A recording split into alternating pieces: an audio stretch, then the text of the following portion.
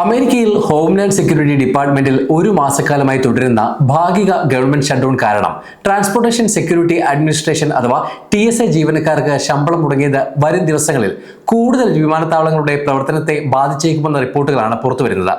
ശമ്പളം ലഭിക്കാത്തതിനെ തുടർന്ന് നൂറുകണക്കിന് TSA ജീവനക്കാർ ജോലി ഉപേക്ഷിച്ചതാണ് ഈ പ്രതിസന്ധിക്ക് പ്രധാന കാരണം. ഇതുവരെ 300-ലധികം ജീവനക്കാർ രാജിവെച്ചുവെന്ന് ഹോംലാൻഡ് സെക്യൂരിറ്റി ഡിപ്പാർട്ട്മെന്റ് വെള്ളിയാഴ്ച എക്സിലൂടെ അറിയിച്ചിരുന്നു.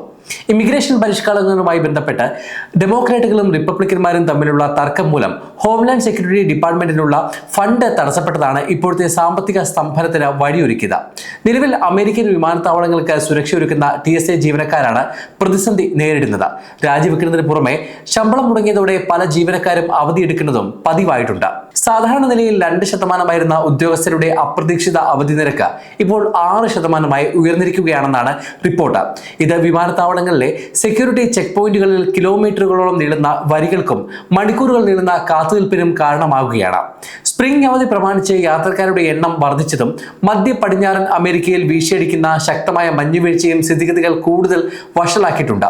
ഷിക്കാഗോ, മിനിയാപോളിസ് തുടങ്ങിയ നഗരങ്ങളിൽ 1000-ലധികം വിമാന സർവീസുകൾ റദ്ദാക്കിയിട്ടുണ്ട്. ന്യൂ ഓർലിയൻസ്, അറ്റ്ലാന്റ തുടങ്ങിയ പ്രമുഖ വിമാനത്താവളങ്ങളിൽ സുരക്ഷാ പരിശോധനയ്ക്കായി മാത്രം യാത്രക്കാർ 3 മണിക്കൂർ മുമ്പ് എത്തണമെന്ന് അധികൃതർ മുന്നറിയിപ്പ് നൽകിയിട്ടുണ്ട്. നിലവിൽ വിമാനത്താവളങ്ങളിൽ പ്രതിസന്ധി തുടരുന്ന സാഹചര്യത്തിൽ വിമാന കമ്പനികളായ American, Delta, Southwest, JetBlue എന്നിവയുടെ സിഇഒമാർ സംയുക്തമായി കോൺഗ്രസിന് കത്തയച്ചിട്ടുണ്ട്.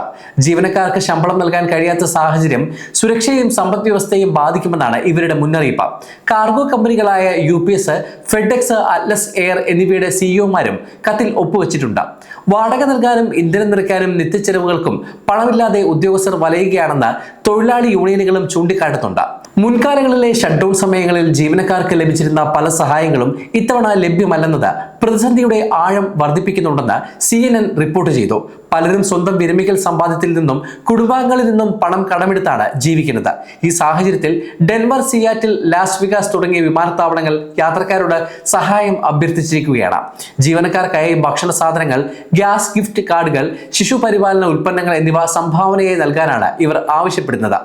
2019 നിയമപ്രകാരം ഷട്ട്ഡൗൺ അവസാനിക്കുമ്പോൾ ഉദ്യോഗസ്ഥർക്ക് കുടിശ്ശികയുള്ള ശമ്പളം ലഭിക്കുമെങ്കിലും ദൈനംദിന ജീവിതം മുന്നോട്ട് കൊണ്ടുപോകാൻ കഴിയാത്ത അവസ്ഥയിലാണ് ആയിരക്കണക്കിന് സുരക്ഷാ ഉദ്യോഗസ്ഥർ. രാഷ്ട്രീയ തർക്കങ്ങൾ പരിഹരിച്ച് ഉടൻ ഫണ്ട് അനുവദിച്ചില്ലെങ്കിൽ അമേരിക്കൻ വ്യോമയാന മേഖല പൂർണ്ണമായും സ്തംഭിക്കുമെന്ന ആശങ്ക ശക്തമാണ്. വ്യാഴാഴ്ച ഫണ്ടിംഗ് ബില്ല് പാസാക്കാനായി സെനറ്റിൽ വോട്ടെടുപ്പ് നടന്നെങ്കിലും 51-നെതിരെ 46 വോട്ടുകൾക്ക് ബില്ല് പരാജയപ്പെടുകയായിരുന്നു. 60 വോട്ടുകളാണ് ബില്ല് പാസ്സാക്കാൻ വേണ്ടത്. തുടർച്ചയായ 4ാം തവണയും ബില്ല് പാസ്സാക്കാനുള്ള ശ്രമം പരാജയപ്പെട്ടിരിക്കുകയാണ്. ഷട്ട്ഡൗൺ നേരിടുന്ന സാഹചര്യത്തിൽ ഹോംലാൻഡ് സെക്യൂരിറ്റി ഡിപ്പാർട്ട്മെന്റ് ഡെമോക്രാറ്റുകൾക്കെതിരെ രംഗത്ത് എത്തിയിരുന്നു. ഡെമോക്രാറ്റുകൾ ദേശീയ സുരക്ഷയെ വെച്ച് രാഷ്ട്രീയം കളിക്കുകയാണെന്നായിരുന്നു വിമർശനം ഉയർന്നത്. അതേസമയം ജനുവരിയിൽ മിനസോട്ടയിൽ നടന്ന ഇമിഗ്രേഷൻ റെയ്ഡുകൾക്കിടെ 2 പ്രദേശവാസികൾ കൊല്ലപ്പെട്ടതിനെ തുടർന്ന് ഇമിഗ്രേഷൻ ആൻഡ് കസ്റ്റംസ് എൻഫോഴ്സ്മെന്റിൽ പരിഷ്കാരം വേണമെന്നാണ് ഡെമോക്രാറ്റുകളുടെ പ്രധാന ആവശ്യം. ഇമിഗ്രേഷൻ ഏജന്റുമാർ മാസ്ക് ധരിക്കുന്നത് തടയുക, തിരിച്ചറിയൽ രേഖകൾ വ്യക്തമാക്കുക, വാറന്റ് നിയമങ്ങൾ കർശനമാക്കുക തുടങ്ങിയ നിർദ്ദേശങ്ങളാണ് ഡെമോക്രാറ്റുകൾ മുന്നോട്ട് വെക്കുന്നത്.